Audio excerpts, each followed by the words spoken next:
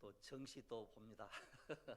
우리 하나님께서 늘 은혜를 주시고 성령의 놀라운 은혜 역사가 일어나게 될 줄로 믿습니다.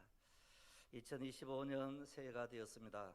오늘은 주일학교 아동부, 우리 청소년부 모두가 다 함께 연합으로 예배를 드리고 있는데, 한 반씩 또 진급을 이제 해서 우리 초등학교 졸업반은 이제 또 청소년부로 이제 이렇게 올라오게 되고요. 모두가 다 성장하고 성숙한 신앙인으로 자라나기를 여러분들께서 늘 기도해 주시면 좋겠습니다.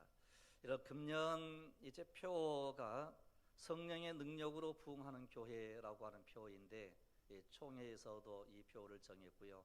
그래서 우리 교회도 이 표로 금년 한 해 동안 참으로 이제 우리가 기준으로 삼고 참으로 기도함으로 우리 교회를 이제 부흥되는, 우리 심령이 부흥되는 그런 역사가 일어나기를 원합니다. 여러분, 우리 한번 따라서 한번 하시죠. 성령의 능력으로 부흥하는 교회. 여러분, 우리가 이제 표의 말씀은 오늘 읽었던 에스겔 37장 14절, 그 다음에 이제 사도행전 9장 31절 말씀을 이제 기준으로 이제 삼았는데, 여러분, 에스겔 37장은 마른 뼈들의 환상입니다. 에스겔 선지자가 보았던 이 환상인데, 이 속에 살아남이라고 하는 말씀이 나오게 되거든요. 이런 이 부흥, 그러면 단순히 숫자가 많아진다 이런 의미가 아니에요. 우리는 부흥 그러면 숫자가 많다 뭐 이런 이제 늘 생각을 하는데, 물론 이제 숫자가 이제 많은 것도 부흥 속에 포함이 되겠지만, 이런 부흥이라고 하는 것은요, 다시 살아난다는 뜻이에요. 다시 살아난다. 그래서 영어로는 이제 리바이벌 그러는데, 이제 다시 살아남을 의미하거든요. 즉 부흥은 인간이 다시 회복되어지는 현상을 의미합니다. 특히 우리가 이미 믿고 구원받은 사람들이 은혜를 상실하고 믿음을 상실해버리고 죄 가운데 빠져 있다가 철저하게 다시 새로워지는 역사를 가르쳐서 부흥이라고 그러는 거예요. 그러니까 이제 내가 옛날에 신앙생활 잘했어요. 그런데 어느 순간부터 신앙이 침체되고 가라앉아 있어요. 그런데 생각을 해보니까, 야, 내가 진짜 신앙생활 해야 돼. 그리고 새롭게 소생되는 것, 이걸 가르쳐서 부흥이라고 그러는 겁니다.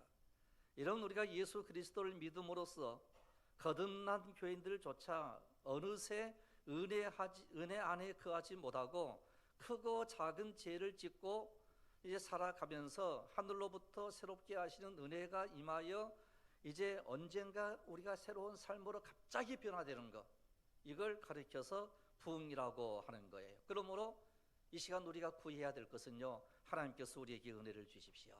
이 기도가 우리에게 필요로 합니다. 이런 그 새벽 기도회 때에 열왕기상 열왕기하를 이제 말씀을 보고 기도하고 있는데, 이제 성경에 보면 이 왕들에 대한 이야기 속에서 성군이 있고 악한 왕이 있어요. 좋은 왕이 있고 나쁜 왕이 있는데, 이제 이 악한 왕의 그 이제 특징은 우상을 섬겼다, 그리고 하나님을 배신했다. 이게 이제 악한 왕이거든요. 그러면 이제 성군은 어떤 사람들이 성군인고 아니요, 어느 날 갑자기 하나님의 은혜가 임하는 거예요. 예를 들면 히스기야 왕 같은 경우는 갑자기 하나님의 은혜가 임했어요. 그래서 막 부흥이 막 일어나게 됩니다. 요시야 왕 성군인데, 요시야 왕은 마지막 이스라엘이 패망하기 전에 타오르는 은혜를 받은 왕이 또 요시야 왕이에요. 하나님의 율법을 발견을 하고 그 율법대로 우리가 행해야 돼 그러면서 유월절 예배를 회복을 하고, 그러면서 이제 우리 하나님께서 이스라엘 모든 백성들에게 은혜를 베풀어 주시기 시작을 합니다. 그러니까 하나님께서 은혜를 주시면 부흥의 역사가 일어나게 되더라는 거예요. 이런 은혜가 임하면 소성하게 되고 부흥이 되게 되는데, 그러면 이제 우리가 해야 될 일이 딱 한 가지가 있습니다. 바로 그것은 하나님의 말씀을 붙잡고 사는 삶이어야 된다는 거예요. 그래서 우리가 이 말씀을 의지하고 하나님의 말씀을 따라가게 될 때 우리 하나님께서는 반드시 우리에게 은혜를 주시는 역사가 일어나게 될 줄로 믿습니다. 그래서 이제 부흥의 핵심은 이미 구원받은 성도들이 다시 한번 새로워지는 역사를 이야기를 해요. 여러분, 그래서 이번 이제 금년 25년도에 이제 전 우리 교단의 모든 교회들이 참으로 이제 이 성령의 능력으로 부흥하는 이와 같은 교회를 놓고 이제 기도를 하고 이제 수고를 하고 그럴 터인데, 이제 이 우리 심령 속에 성령 안에 하나님의 말씀과 십자가의 복음으로 가득히 채워지게 될 때 진정한 부흥이 우리 속에 일어나게 될 줄로 믿습니다. 그래서 에스겔 37장이 앞서 36장에 보시면 그 배경이 이렇습니다. 에스겔 36장 26절로 27절에 또 새 영을 너희 속에 두고 새 마음을 너희에게 주되 너희 육신에서 굳은 마음을 제거하고 부드러운 마음을 줄 것이며 또 내 영은 너희 속에 두어 너희로 내 율례를 행하게 하리니 너희가 내 규례를 지켜 행할지니라. 아멘. 여러분, 여기서 우리에게 새 마음을 주시는 거예요. 여러분, 새 마음을 우리가 얻을 수 있는 것은 어느 날 갑자기 히스기야 왕에게, 요시야 왕에게 하나님의 은혜가 임했던 것처럼 우리 하나님께서 오늘 우리에게 은혜 주시기를 원합니다. 그 여기서 네 가지가 나오는데, 새 영을 주셨다, 새 마음을 주셨다, 그리고 부드러운 마음을 주셨고 성령을 우리에게 주셨다, 이렇게 이제 말씀을 하고 있거든요. 그러면 이 속에 하나님의 말씀을 지켜 행하는 사람으로 만들어 주시겠다는 약속이에요. 그래서 이 시간 우리가 하나님의 말씀을 붙잡는 은혜가 있기를 원합니다. 그래서 우리 하나님께서 이제 에스겔 선지자를 뼈가 가득한 어느 골짜기로 데리고 갔습니다. 그리고 이거 너희가 보느냐? 예, 봅니다. 이제 뼈들을 보는 거예요. 그리고서 첫 번째 질문을 하게 되는데, 이 뼈들이 능히 살겠느냐? 이렇게 질문을 해요. 이런 이 뼈가 살아날 리가 없잖아요. 그래서 주께서 하십니다. 이러고 이제 끝나는 거예요. 뼈들이 살아날 수가 없는 거거든요. 하나님께서 에스겔 선지자에게 골짜기의 뼈들을 보여주시며 능히 살겠느냐고 물으셨습니다. 여러분, 이 뼈들은 바벨론에서 포로 생활을 하는 이스라엘 백성들의 영적인 모습이에요. 여러분, 마치 참으로 이제 우리들의 모습과도 같아요.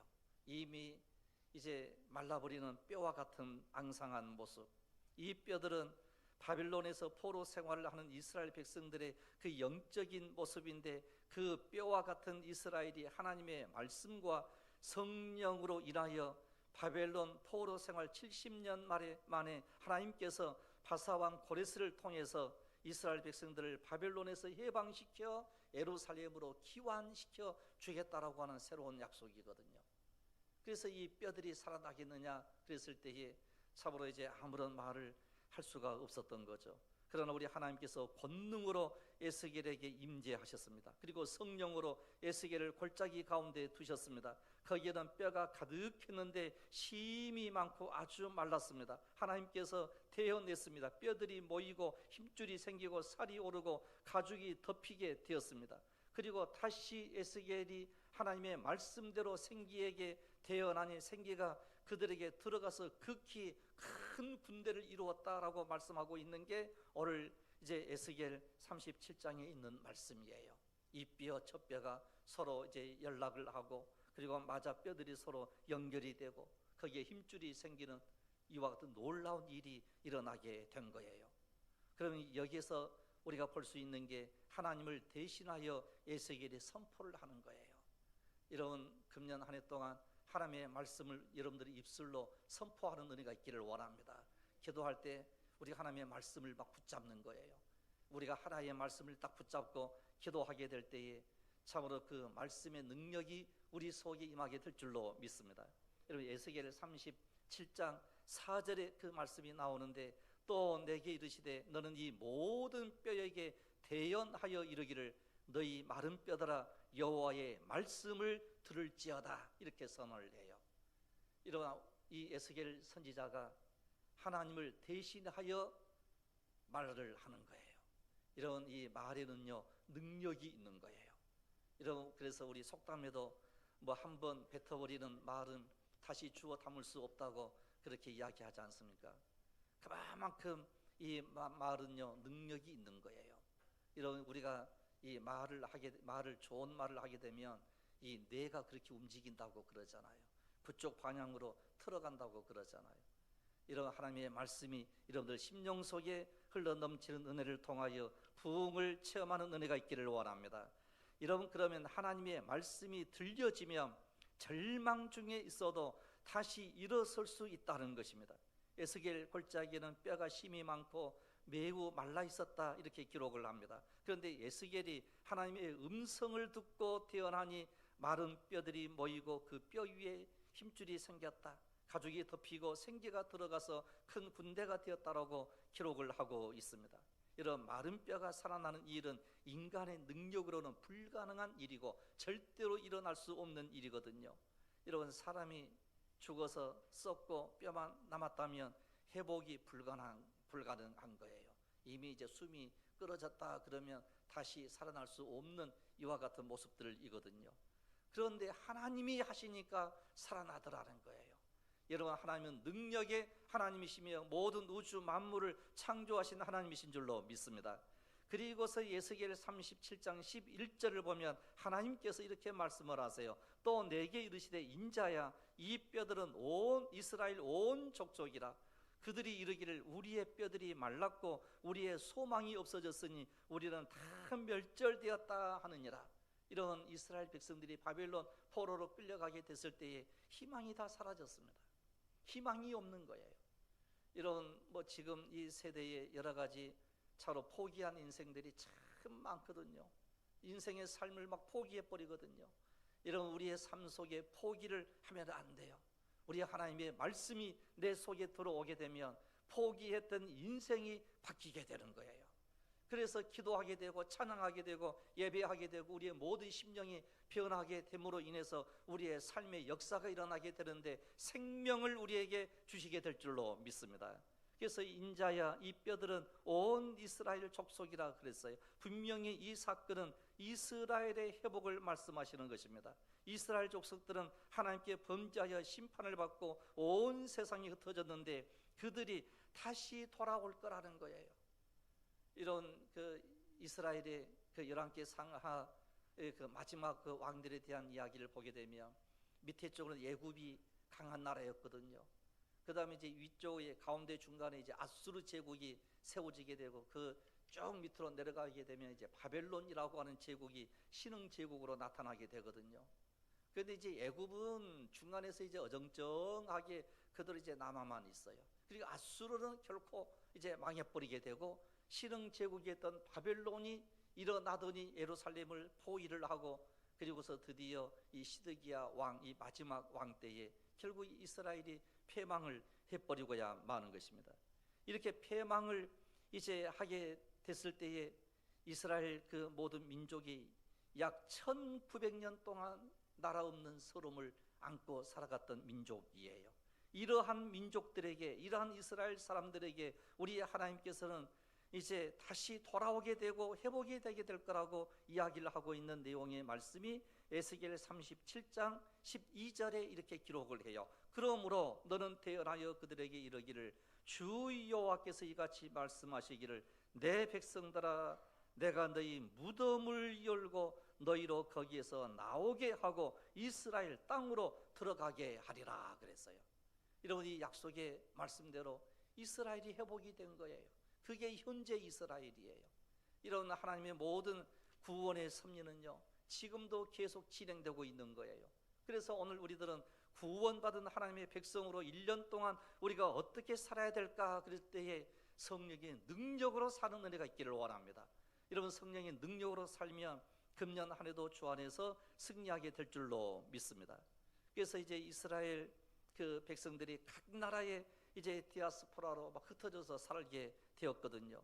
그래서 약 1900년 동안 나라 없이 떠돌던 이스라엘이 약속의 땅으로 돌아오기 시작했고, 그리고 이제 1948년이죠. 1948년 5월 14일에 이스라엘이 건국이 되는 거예요. 이게 이제 현대사로 이게 다시 건국이 되는 거예요.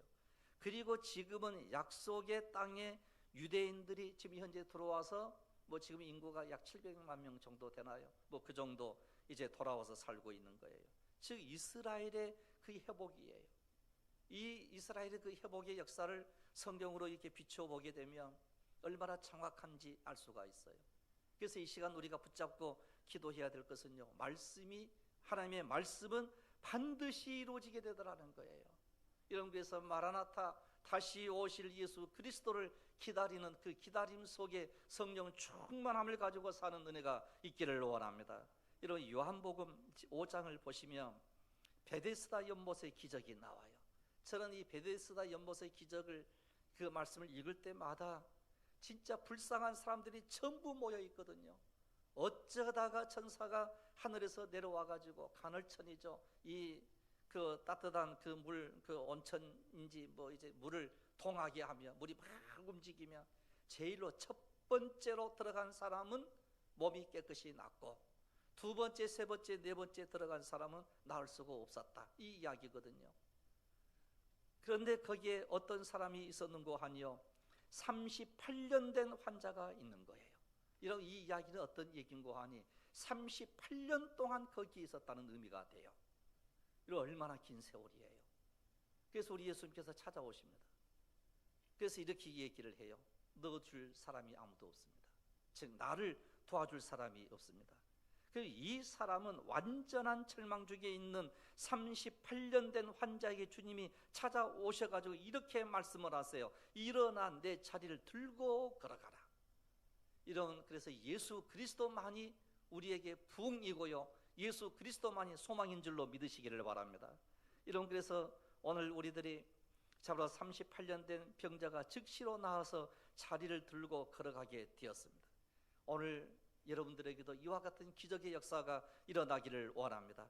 회복의 역사가 일어나게 될 줄로 믿습니다. 그래서 이 베데스다 연못에 38년 된 이 환자의 치료를 보면서 내가 어떤 절망 중에 있다 할지라도 주님이 내게 찾아와 주시며 그 절망이 변하여 희망이 되더라는 거예요. 사망이 변하여 생명이 될 줄로 믿습니다.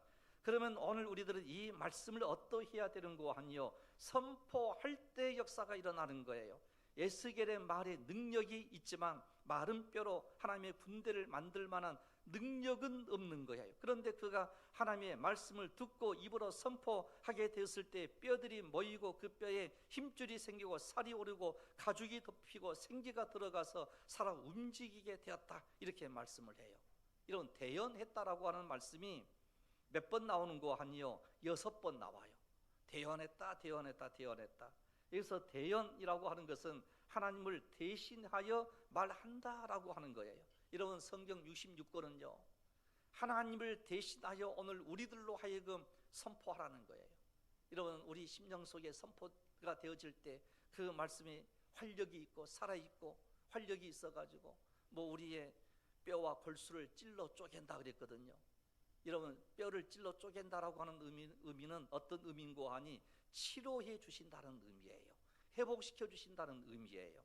그래서 우리는 여기서 이 예언의 의미를 이제 발견하게 되는데, 이 예언이라고 하는 것은 먼저 하나님의 음성을 듣고 그 음성을 이제 하나님을 대신하여 말하는 거예요. 그래서 이 성경 66권에 있는 이 모든 말씀들은 하나님의 말씀인 줄로 믿고 우리가 선포할 때 그 모든 말씀들이 이루어지게 될 줄로 믿습니다. 이런 믿음은요 선포인 거예요. 거기에 해석도 붙을 필요가 없어요. 창세기 1장 1절에 이렇게 말씀을 합니다. 태초에 하나님이 천지를 창조하시니라. 그랬을 때 모든 사람들이 아멘 하고 믿는 거예요. 믿고 보았을 때에 모든 게 이해가 되는 거예요. 우리는 과학자가 아니거든요. 우리는 문학자도 아니에요. 해석하는 사람도 아니에요. 그저 믿는 거예요. 그래서 신명기 이제 그 30장 14절을 보시면 이제 그 말씀이 내게 매우 가까워서 이런 이제 표현이 나오고 있고요. 그 다음에 내 입에 있으며, 말씀이 매우 가깝고 말씀이 내 입에 있으며 내 마음에 있은즉 내가 이를 행할 수 있느니라. 그러니까 이 말씀을 행할 수 있다는 거예요. 그래서 결국 우리가 어떠해야 되는 거 하니 하나님의 말씀을 붙잡고 태어나게 되며 모든 것이 변화가 되어지게 되더라는 거예요. 예를 들면 이렇습니다. 우리가 어둠 속에 살아요. 이런 얼마나 힘든 인생을 우리가 살아갑니까? 그때에 빛이 있으라 하심에 뭐가 있어요? 빛이 있었더라. 이런 우리가 어둠 속에 살 때 우리 하나님께서 참으로 이제 빛으로 오신 예수 그리스도를 통하여 참으로 오늘 우리들로 하여금 빛이 되라는 거예요. 이런 것에서 우리는 기도해야 됩니다. 내가 빛 가운데 거하게 해주십시오. 빛 가운데 살아가게 해주십시오. 그러면 우리는 하나님께서 우리를 빛 가운데로 거하여 살아가는 능력을 우리에게 허락해 주시게 될 줄로 믿습니다. 그래서 이 마른 뼈들이 살아서 생기를 얻어 하나님의 군대처럼 일어났다고 하는 말씀의 그 의미를 보게 되면 육체적인 해방, 육체적으로 해방시켜 주시겠다는 거예요. 즉 포로 생활을 청산하고 조국으로 돌아가게 될 거다. 너희 끌려갔던 모든 사람들이 다시 돌아가게 될 거다. 그랬을 때에 갑자기 고레스라고 하는 한 왕이 이 고레스 바벨론 왕이에요. 고레스 왕이 떡 일어나더니 야 너희들 돌아가 그러는 거예요. 야 너희들 예루살렘으로 돌아가. 그랬을 때에 이 사람들이 돌아간 거예요. 여러분 여기에서 제가 한 가지 또 알려드릴게요. 여러분 예를 들면 이렇습니다. 성경에 그게 또 이제 기록이 되어져 있는데 70년 동안 포로로 끌려갔어요. 그래서 거기서 열심히 살았어요. 돈도 벌고 결혼도 하고 아이도 낳고 집도 짓고 잘 이제 살았어요. 그 사람들이 이스라엘 포로로 끌려갔던 사람이. 그런데 어느 날 갑자기 고레스 왕이 떡 일어나 야 너희도 너희 고향으로 돌아가. 그랬을 때에 여러분 가고 싶겠어요? 안 가고 싶겠어요? 여러분 가고 싶질 않아요. 왜? 터전이 다 거기에 있으니까. 그래서 이스라엘 사람들이 어떤 사람은 돌아가고 어떤 사람은 돌아가지 않았어요. 여러분 이때 우리가 결단해야 될 게 뭐냐 그랬을 때에 돌아가라고 할 때 돌아가는 거예요. 왜? 바벨론이 나중에 망해버리는 거예요. 바벨론이 망하게 됐을 때 돌아가지 않았던 그 사람들과 함께 망해버리는 거예요. 여러분 그러니까 우리는요 힘들고 어려워도 결단하기 힘들어도 말씀 붙잡고 사는 은혜가 있기를 원합니다. 그리하면 우리 하나님께서는 이끌어 주시는 그 인도하심 속에 살 수 있는 생명의 길을 걸어가게 해주시더라는 거예요. 그 다음에 두 번째로는 영적으로 해방시켜 주시겠다라고 하는 약속이에요. 이게 부흥이에요. 그러면서 이제 에스겔이 여호와의 말씀을 대언할 때 말씀으로 시작이 되고 그리고 성령의 바람으로 완성이 되는 거예요. 마른 뼈는 교회 안에 있는 오늘날 우리들의 모습이기도 합니다. 성도들이 많아졌지만 오늘 우리에게 삶에는 생기가 없고요 힘이 없고요 무력하고 그리고 또한 소망이 없는 삶을 때로는 우리가 살아갈 때가 있거든요. 골짜기에 있는 마른 뼈는 고통 중에 있는 우리 모든 성도라고 얘기를 할 수가 있어요. 골짜기는 고통스러운 장소이지만 절망할 장소는 아니라는 거예요. 여러분 이 세상에 때로는 절망할 때 있거든요. 여러분 끔찍한 여러 참사들도 일어나고 계엄 선포도 일어나고 경제적으로 어렵고 야 이제 큰일 났다 이런 생각을 우리가 할 때 있거든요. 이 절망의 장소이거든요. 그러나 오늘 우리 하나님께서는요 하나님은 마른 뼈를 포기하지 않으신 하나님이시더라는 거예요. 이런 하나님은 절대로 오늘 여러분들을 포기하지 않는 하나님이신 줄로 믿으시기를 바랍니다. 그래서 살게 해주시더라는 거예요. 그래서 하나님은 그늘진 골짜기에 있는 모든 사람에게 잊혀진 마른 뼈와 같은 이와 같은 사람이지만 그러나 우리 하나님께서는 그 마른 뼈를 기억해 주시더라는 거예요. 그래서 하나님의 질문은 믿음과 비전과 소망과 하나님의 능력 그리고 하나님의 사랑에 대한 질문이에요. 이 뼈들이 살아나겠느냐? 그랬을 때 여러분 살아나는 거예요. 여러분 오늘 우리들은 금년 한 해 동안 이 부흥을 체험하는 이것으로 인하여 살아나는 기적을 체험하시기를 바랍니다. 모든 문제가 풀리는 역사가 일어나기를 원합니다. 그래서 신명기 11장 11절로 12절에 참으로 이제 귀한 말씀을 우리에게 주시고 있는데요. 너희가 건너가서 차지할 땅은 산과 골짜기가 있어서 하늘에서 내리는 비를 흡수하는 땅이요 내 하나님 여호와께서 돌보아 주시는 땅이라. 연초부터 연말까지 내 하나님 여호와의 눈이 항상 그 위에 있느니라. 아멘. 이런 연초부터 연말까지 금년 한 해 동안 우리 하나님께서 여러분들 돌봐 주시기를 원합니다. 이 말씀을 다시 한번 해석을 이제 해드린다고 하면 우리가 차지할 땅은 어떤 땅인고 하니요 산과 골짜기가 있대요. 하늘에서 내리는 비를 뭐 해버리는 땅이에요? 흡수해버리는 땅이에요. 여러분 이제 예리한 눈으로 여러분들 보시기를 바라요. 땅이 하늘에서 비가 쫙 내렸어요. 그런데 이 비를 싹 흡수해 버렸어요. 농사 지을 수 있어요, 없어요? 농사 짓는 분들, 농사를 지을 수 없는 여건과 환경이래요. 그러죠? 이런 이제 냉혹하게 해석하는 거예요. 그런데 우리 하나님께서는 어떠한고하니요, 이런 땅이라 할지라도 하나님 여호와께서 돌보아 주시는 땅이라. 비가 흡수해 버린다 할지라도 하나님이 돌보아 주시는 땅이라는 거예요. 여러분들의 삶이 지쳐 있다 할지라도 하나님이 돌보아 주시는 은혜가 있기를 원합니다. 그리하면 살아나는 거예요. 연초부터 연말까지 내 하나님 여호와의 눈이 항상 그 위에 있느니라. 여러분, 하나님께서 항상 여러분들 가정 속에 함께 하시고 직장 속에 함께 하시고 삶 속에 함께 해 주시기를 원합니다.